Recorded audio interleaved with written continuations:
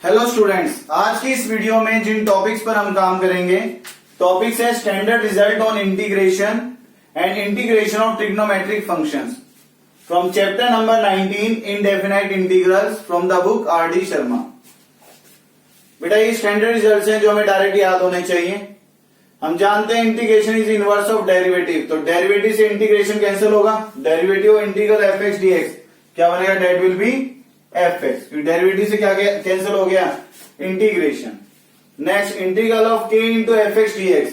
अगर इंटीग्रेशन में कोई कांस्टेंट मल्टीप्लिकेशन में है तो आप डायरेक्ट कांस्टेंट को बाहर लिख सकते हो, k times integral f x d x, क्योंकि दोनों तरफ डिफरेंशिएट करेंगे तो L H S equal to क्या बनेगा, R H S. Next integral of k one f one x up to k n f n x d x. बेटा पहले तो प्लस हो या माइनस, सभी के लिए इंडिविजुअल आप इंटीग्रल को फंक्शन वाइज लिख सकते हो। K one f one x d x plus integral k two f two x d x plus on integral k n f n x d x. बेटा k one k two k n these are constant numbers, constant को हम integral से बाहर लिख सकते हैं। K one times integral f one x d x plus k two times integral f two x d x plus on के n time integral f n x d x. तो ये स्टैंडर्ड रिजल्ट है, ये हमें direct याद होने चाहिए। Exercise 19.2 question number 2, evaluate integral 2 raise to power x plus 5 by x minus 1 upon x raise to power 1 by 3 dx. बेटा school level question है। पहले इंटीग्रल का नाम क्या मानेंगे, I. Let I equal to this. अब इसके बाद इंडिविजुअल फंक्शन की इंटीग्रेशन लिख लें। Integral 2 raise to power x d x plus 5 by x, 5 constant है बाहर लिख दें, 1 बाय एक्स डी एक्स का इंटीग्रल माइनस 1 अपॉन एक्स की पावर 1 बाय 3। न्यूमरेटर में आएगा तो कितना बनेगा, एक्स की पावर माइनस 1 बाय 3 डीएक्स। बेटा सभी के साथ डीएक्स लिखना है, ये ध्यान रखना। अब a raise to power x का इंटीग्रेशन जानते हैं हम, a raise to power x upon log a. ln लिखो या log विद बेस, ये की मतलब होता है natural log, plus 1 by x का इंटीग्रेशन कितना है, log mod x। ये x की पावर n है, x की पावर n प्लस 1 कितना बनेगा, 2 by 3 upon n plus 1, 2 by 3 plus c। Next step पे 2 बाय 3 को 3 बाय 2 लिख देना, where c is constant of integration. int लिख रहा हूं बेटा, पूरा लिख लेना integration. That is required answer। सिर्फ फार्मूले दें। सेम पैटर्न से next evaluate integral root x minus 1 by root x whole square d x. ये गलती मत कर देना, पावर है तो 2 प्लस 1 अपॉन 2 प्लस 1। एक्स की पावर एन का इंटीग्रेशन हमने जानते हैं, एक्स की power N plus 1 upon n plus 1 plus c. लेकिन इसका मतलब क्या, एक्स की पावर एन का मतलब लीनियर की पावर एन। एक्स मतलब एक्स की पावर एन मतलब एक्स की पावर 1 होल पावर एन, तो लीनियर की पावर एन। ये कोई लीनियर नहीं है, तो इससे पहले ये ओपन होगा a minus b whole square फॉर्मूले से a square plus b square minus 2ab। ये बनेगा बेटा रूट एक्स से रूट एक्स कैंसिल, इंडिविजुअल लिख लें x d x, 1 by x d x minus 2 तो कॉन्स्टेंट है 1 डी एक्स। अब एक्स का इंटीग्रेशन बन गया x square by 2, 1 by x का इंटीग्रेशन लॉग मॉड एक्स और 1 का integration x plus C, where c is constant of integration। that is required answer। बेटा एक बात और याद रखना, सपोज करो आप एक इंटीग्रेशन लिख देते हो बाकी नहीं लिखते, तो एक भी सोल्व हो गया तो प्लस सी लिखना शुरू कर दोगे। ये नहीं कि एक सोल्व हुआ उसकी वजह प्लस सी, दूसरा भी हुआ तब भी तो आना था। उसका मतलब होता है पहले की वजह C1 बना, दूसरी वजह C2 आया, तीसरी वजह C3 आया, तो C1 plus C2 plus C3 is new arbitrary constant C। तो सिर्फ वन टाइम लिखते हैं, पर जहां से एक भी इंटीग्रल सोल्व हो गया वहीं से प्लस C लिखना शुरू कर दोगे, ये बात ध्यान रखना। तो इसका रिक्वायर्ड आंसर बन गया है x square by 2 plus log mod x minus 2x plus C। Result integral I equal to integral f x by g x d x, where f and g are polynomial in x. बेटा दो polynomial का division हो तो हमें ये rule याद रखना है, अगर degree of numerator, numerator F x है, डिनोमिनेटर जी एक्स, न्यूमरेटर की डिग्री डिनोमिनेटर की डिग्री से ग्रेटर या इक्वल है तो पहले डिवाइड करेंगे देन इंटीग्रेट करना है। इस कंसेप्ट पे इस एक्सरसाइज में दो क्वेश्चन लिखे हुए हैं। क्वेश्चन नंबर 12 पे काम कर रहा हूं। पहले integral x6 + 1 upon xk + 1 dx। Integral का नाम आई लिखेंगे। It is polynomial by polynomial. ये पोलिनोमियल के लिए रिजल्ट है बेटा। पोलिनोमियल बाय पोलिनोमियल में न्यूमरेटर की डिग्री 6 है, डिनोमिनेटर की डिग्री 2। न्यूमरेटर की डिग्री ग्रेटर या इक्वल हो, दो में से कोई भी केस, तो पहले क्या करना है हमें, डिवाइड। तो बेटा अब यहां से इसको डिवाइड करोगे तो ये बचेगा x4 - x² + 1 dx। इतना काम आप कर सकते हो, डिवीजन आप जानते हो। या इसका ये भी बना सकते हो x² का cube + 1 cube, a³ + b³ formula. उसे a + b से कैंसिल हो जाएगा और बचेगा a² + b² - ab। तो अब इसका x⁴n का इंटीग्रेशन है, क्या बनेगा, x⁴n + 1 x⁵5/5 x³ 3 + x + c, where c is constant of integration। int लिख रहा हूं बेटा, पूरा लिख लेना। That is required answer। Question number 39, evaluate integral x³ + 8 into x - 1 upon x² - 2x + 4 dx। बेटा इस इंटीग्रल का नाम पहले आई लिख लिया है। It is polynomial by polynomial. Numerator की डिग्री है, ओवरऑल डिग्री है 4 और यहां डिग्री है 2। न्यूमरेटर की डिग्री डिनोमिनेटर से ग्रेटर है तो पहले क्या करेंगे, डिवाइड। अगर इक्वल डिग्री भी होती तो भी डिवाइड करते हैं। तो बेटा या तो इनको मल्टीप्लाई करके डिग्री 4 बना लो, फिर इस तरीके से डिवाइड करो एग्जैक्ट, या फिर डायरेक्ट फार्मूला बनता हुआ मुझे नजर आ रहा है तो मैं उसे यूज कर लूंगा। वो भी डिवीजन का ही मेथड बना, a³ + b³। a³ + b³ formula हम जानते हैं, a + b into a² + b² - ab। ये तो फार्मूला है। तो ऐसा करने पर ये फैक्टर एग्जैक्ट कैंसिल हो गया। ये मतलब यही है, डिग्री 4 को डिग्री 2 से डिवाइड किया तो डिग्री 2 बचा, डिग्री 1 इंटू डिग्री 1। तो अब यहां से इसको मल्टीप्लाई करेंगे, x² + x - 2 dx। दोनों को मल्टीप्लाई कर सकते हैं ना, तो ये कैलकुलेशन है बेटा सिर्फ।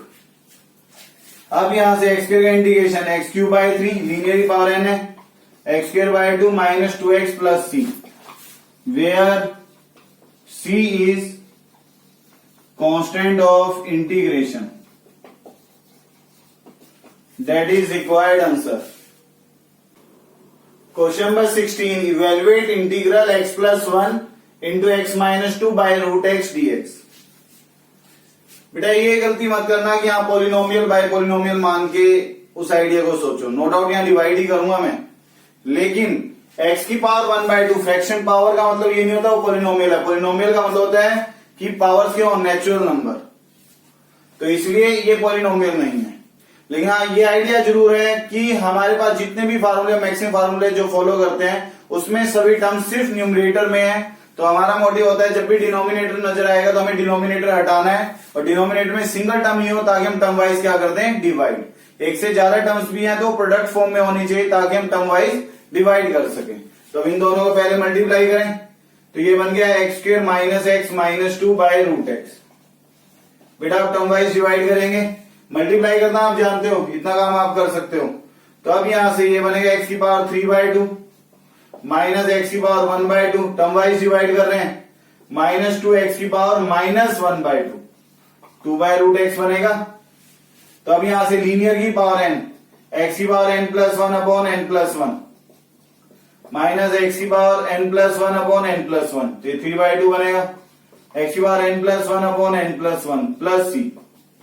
बेटा अब ये जो 2 है that will come in numerator, 2/5 x⁴ 5/2 2/3 x⁴ 3/2 -4√x plus c। बेटा ये बनेगा। तो अब यहां से c का मीनिंग लिख देंगे, where c is constant of integration. Complete लिखना बेटा integration. That is required answer. Question number 18, evaluate integral 3x + 4² dx। Question simple है बेटा, लेकिन इससे एक आइडिया डिस्कस करेंगे। 3x + 4² ये लीनियर की पावर n है, लीनियर की पावर n है तो डायरेक्ट फार्मूला भी यूज कर सकते हो, लीनियर की power n + 1 upon n + 1 plus c। लेकिन एक बात का ध्यान रखना है, x के जो x का कोफिशिएंट होगा उससे क्या करना है, डिवाइड। तो x का कोफिशिएंट 3 है तो 3 से डिवाइड होगा। ये तो n+1 की बात हुई, उसके अलावा x के कोफिशिएंट से डिवाइड करेंगे। तो ये बन गया बेटा 3x + 4 whole cube upon 9 + c, where c is constant of integration.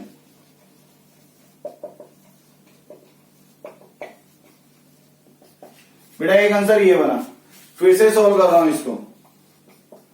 Integral I is 3x + 4 whole square, a + b whole square हम जानते हैं, date is a² + b² + 2ab।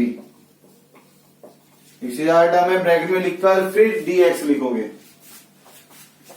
अब लीनियर की power n, xn + 1 upon n + 1, 16x 24x² / 2 + c।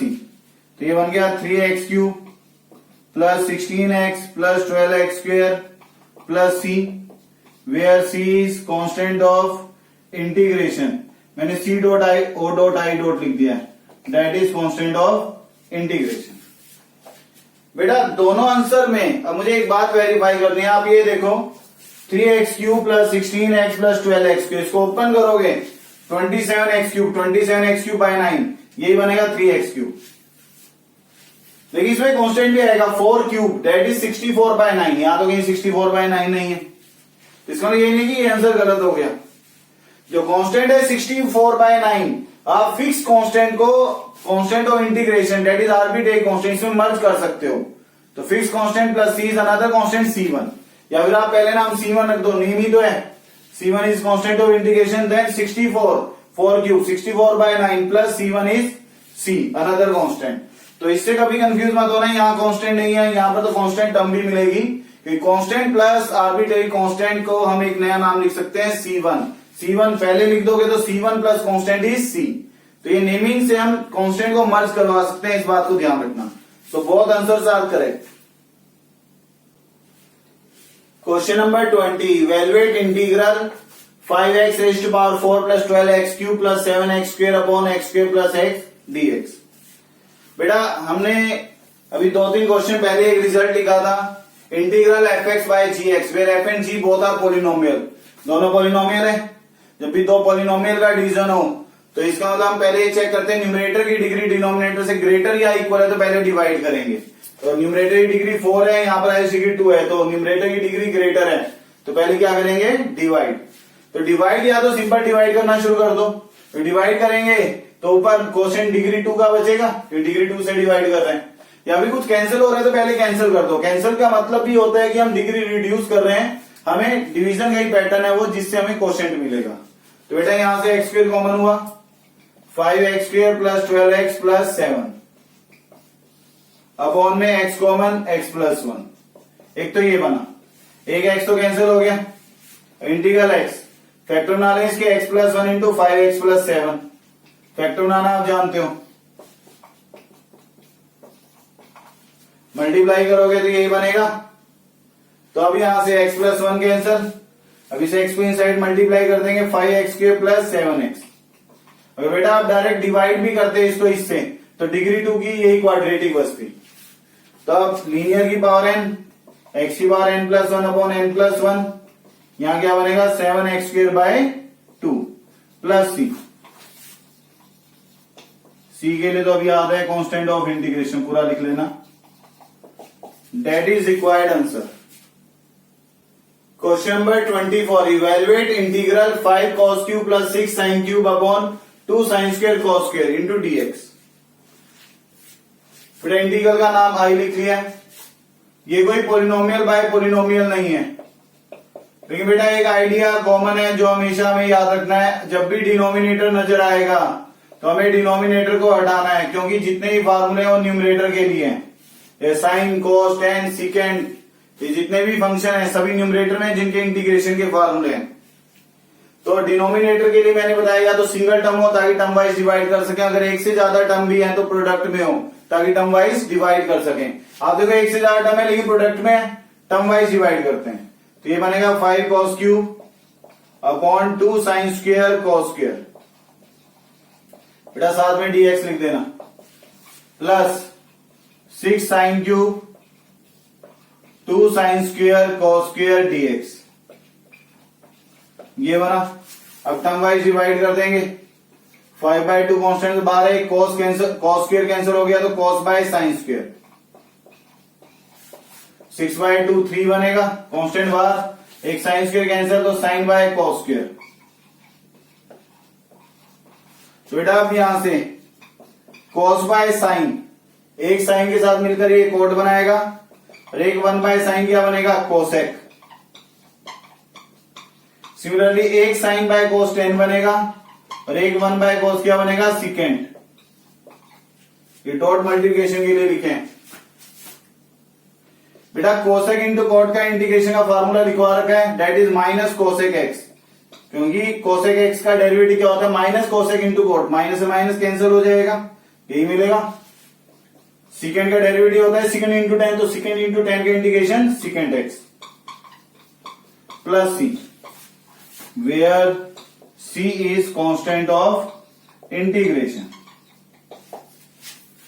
That is required answer.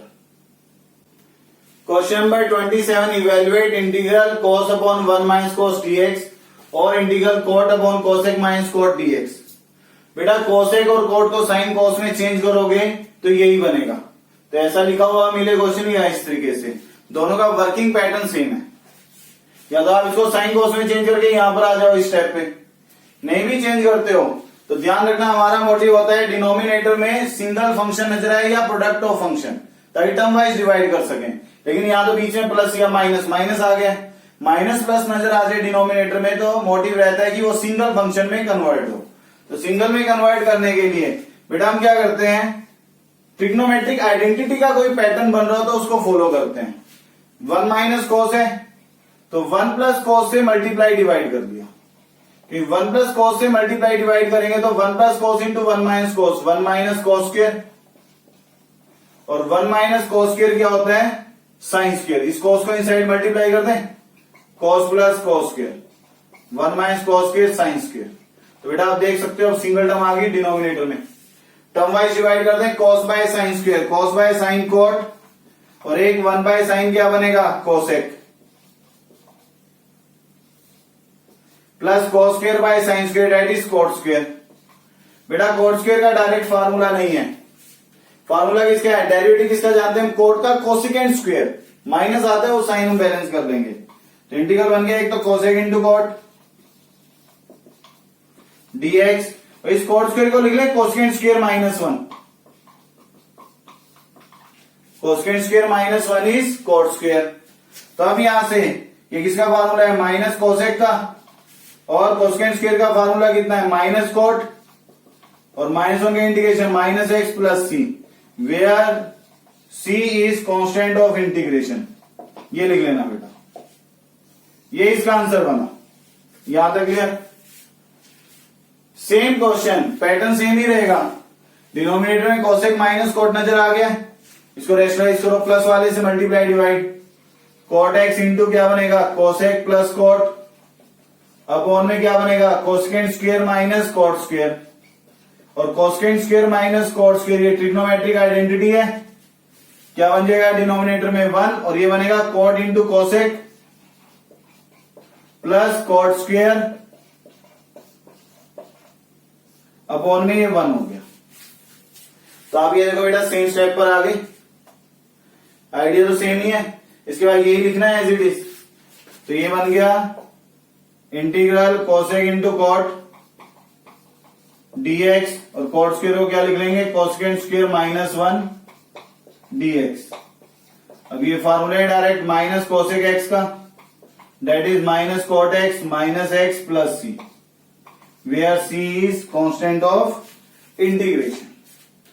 एक और idea भी है solve करने का। बेटा आप क्या करो, मुझे पता है ये डिनोमिनेटर न्यूमरेटर सेम हो जाएंगे तो डिवाइड तभी हो पाएंगे। तो यहां पर इसको 1 माइनस कॉस लिख के बार माइनस से मल्टीप्लाई करके 1 ऐड करके बैलेंसिंग करके भी हम काम कर सकते हैं, उसे हाफ एंगल फार्मूले कन्वर्ट करके तब भी आंसर बन जाएगा। लेकिन फिलहाल अभी इतने कॉम्प्लिकेशन पे नहीं जाएंगे, इतने कॉम्प्लिकेटेड आइडियाज पे। अभी तो आप फार्मूले की हम प्रैक्टिस कर रहे हैं, यहीं तक के आइडिया सीखो। अगर डिनोमिनेटर में प्लस माइनस आ जाए तो हमारा मोटिव होता है डिनोमिनेटर में एक फंक्शन मिले, एक से ज्यादा है तो प्रोडक्ट ऑफ फंक्शन में प्लस माइनस हटाना है, रैशनलाइज करके हट जाए, सिंगल फंक्शन बन गया, या कोई और पैटर्न जिससे कैलकुलेशन से अरेंज हो सके, तो मोटिवेट डिनोमिनेटर को सिंगल टर्म या प्रोडक्ट ऑफ टर्म्स में कन्वर्ट करना, ये पैटर्न याद रखना। तो बेटा ये इस क्वेश्चन का रिक्वायर्ड आंसर बन गया। Question number 36, evaluate integral cos inverse sin x dx। तीनों सेम पैटर्न के क्वेश्चन है बेटा। इसमें कोई डोमेन के अकॉर्डिंग, नो डाउट हम जानते हैं cos इनवर्स से cos जब कैंसिल होता है तो रिस्ट्रिक्टेड डोमेन रहती है, तो रिस्ट्रिक्टेड डोमेन उनके अकॉर्डिंग हम कैंसिलेशन बनाते हैं। लेकिन अब हमें कोई ऐसा रिस्ट्रिक्शन याद नहीं रखना है, इंडेफिनाइट में डायरेक्ट कैंसिल करना है। cos इनवर्स से कौन कैंसिल होगा? cos। तो cos इनवर्स cos क्या लिखा जाएगा? ये 90 माइनस एक्स। अब cos इनवर्स से cos कैंसिल हो जाएगा, that is pi by 2 minus x. Pi by 2 constant है तो क्या इंडिकेशन बना? Pi by 2x minus x square by 2 plus c, where c is constant of integration, ये लिख लेना बेटा। सेम पैटर्न का question number 37, evaluate integral cot inverse sin 2x upon 1 minus cos 2x dx। Calculate करें इसको। sin 2x का formula जानते हैं, 2 sin x cos x। Denominator है 1 माइनस cos 2x, इसका फार्मूला भी लिखवाया था, क्या होता है? 2 sin स्क्वायर x। तो बेटा एक साइन कैंसिल, एक 2 कैंसिल, cos बाय sin क्या बन गया? cot x। तो integral cot inverse cot x। अब cot इनवर्स से cot कैंसिल, क्या बन गया? x dx। तो रिक्वायर्ड आंसर बनेगा इसका x square by 2 plus c, that is required answer. Same pattern का next question, question number 38, evaluate integral sine inverse 2 tan x upon 1 plus tan square x dx। बेटा आप इसको sine cos में change करो, otherwise ये direct formula अगर आपको याद हो, साइन 2x का फार्मूला होता है 2 tan x upon 1 plus tan square x। इसको कैलकुलेट भी करोगे साइन कॉस में तो बचेगा 2 sin x cos x, और 2 sin x cos x क्या होता है? sin 2x। तो sin 2x का ये फार्मूला याद भी रखना, sine inverse sin 2x dx। अब साइन इनवर्स से साइन कैंसिल हो गया, क्या बचा? Integral 2x dx, 2 time x square by 2, 2 से 2 cancel, that is x square plus c, where c is constant of integration. ये मेंशन कर लेना क्वेश्चन के सॉल्यूशन में, that is required answer. Question number 47, f dash x equal to 8x cube minus 2x, f2 equal to 8 given है, find fx। बेटा function का derivative given है, derivative को इंटीग्रेट करेंगे तो इंटीग्रेशन से डेरिवेटिव कैंसिल आउट हो जाएगा, तो क्या मिलेगा हमें? fx। तो integrating both sides with respect to x, बेटा x के रिस्पेक्ट में दोनों तरफ इंटीग्रेट करेंगे, ये बनेगा integral f dash x dx, integral 8x cube minus 2x dx, ये बना बेटा। अब ये बन गया fx, डेरिवेटिव से इंटीग्रेशन कैंसिल, ये बनेगा 8x4 by 4 minus 2x square by 2 plus c, where c is constant of integration. इसी का मीनिंग बना, पूरा लिख लेना इंटीग्रेशन। तो बेटा fx मिल गया 2x4 minus x square plus c, f2 8 given है, at x equal to 8, at x equal to 2, f2 कितना गिवन है? 8। देयरफॉर x की जगह यहां 2 रख दें, क्या बनेगा? 2 इंटू 2 की पावर 4 माइनस 2 स्क्वायर प्लस सी। इक्वेशन 1 से ये बना, यूजिंग इक्वेशन 1, ये लिख लिया बेटा। अब यहां से 16 into 2 32 minus 4 that is 28, right में आगे माइनस होगा तो ये बनेगा माइनस 20। अब c की वैल्यू इक्वेशन 1 में पुट कर दें, तो equation 1 imply fx equal to 2x4 minus x square minus 20, because c equal to minus 20। fx ही फाइंड आउट करना था, that is required answer. Question number 48, if f dash x equal to a sin plus b cos x, f dash 0 equal to 4, f0 equal to 3, f of pi by 2 equal to 5, find fx। बेटा f dash given है, fx find out करना है तो दोनों तरफ क्या करेंगे? Integrate. तो integration of f dash that is fx, a sin, sine का इंटीग्रेशन क्या होगा? माइनस cos, cos का इंटीग्रेशन क्या होगा? साइन, प्लस में क्या आ जाएगा कांस्टेंट ऑफ इंटीग्रेशन, इसको मैंने इक्वेशन 1 कह दिया, where c is constant of integration. बेटा एबीसी नाम के 3 अननोन है, 3 ही कंडीशन है ताकि तीनों अननोन फाइंड आउट कर सके। अब इसके बाद एफ डैश 0 4 है, तो बेटा हम एफ डैश एक्स जानते हैं। ये गलती मत करना कि पहले एक्स को 0 रख दो फिर डेरिवेटिव करो, तो एक्स 0 रख दिया तो कांस्टेंट हो गया, कांस्टेंट डेरिवेटिव तो 0 होता है।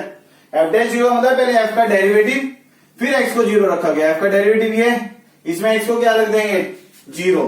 बेटा इसको मैंने इक्वेशन 1 कह दिया, इसको 2 कह देते हैं, क्लियर। अब यहां से एफ डैश 0 a sin 0 प्लस b cos 0 equal to 4 bracket में यूजिंग इक्वेशन 1। बेटा sin 0 0 cos 0 1, तो यहां से अननोन b की वैल्यू मिल गई 4। नेक्स्ट एफ ऑफ 0 कितना गिवन है 3, एफ ऑफ 0 3 है, एफ एक्स हम जानते हैं, एक्स को 0 रखेंगे, a cos 0 1 sin 0 0 plus c, bracket में क्या लिखेंगे यूजिंग इक्वेशन 2। इक्वेशन 2 की हेल्प से काम किया इसमें। अब b की तो वैल्यू यूज नहीं कर सकते, यहां से बना minus a plus c equal to 3, इसे इक्वेशन 3 कह दिया मैंने। अब f of pi by 2 5 given है, एफ एक्स हम जानते हैं, तो यहां एक्स को पाई बाई 2 रखेंगे, cos 90 0 sin 90 1 0 plus b into 1 plus c 5। B की वैल्यू क्लियर है बेटा, बी कितना है 4, बी की वैल्यू 4 रख दें यहां पर ब्रैकेट में, reason because b equal to 4, तो यहां से सी मिल गया 1, सी की वैल्यू इसे इक्वेशन 4 कह दें। अब C1 यहां पुट कर दें यूजिंग इक्वेशन 4, ये बन गया बेटा। अब यहां से a कितना बन गया -2, ये बनेगा। अब यहां से a की वैल्यू मिल गई b और c, अब हमें किसमें फाइंड आउट पुट करनी है वैल्यूज, इक्वेशन 2 में।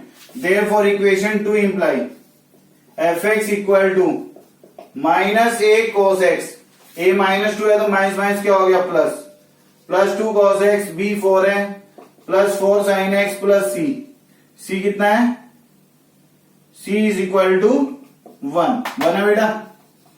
ये फाइंड आउट करना था F x, that is required answer. बेटा आज की इस वीडियो में हमने इंटीग्रेशन के बेसिक पे ही काम किया है, फार्मूले फिर से अप्लाई करना प्रैक्टिस किया है, सेकंड एक्सरसाइज के जो इंपॉर्टेंट क्वेश्चन है वो कंप्लीट किए हैं ताकि आप इस एक्सरसाइज को आप कंप्लीट कर सको। तो यहां तक के क्वेश्चन की प्रैक्टिस करना, ऑल द बेस्ट।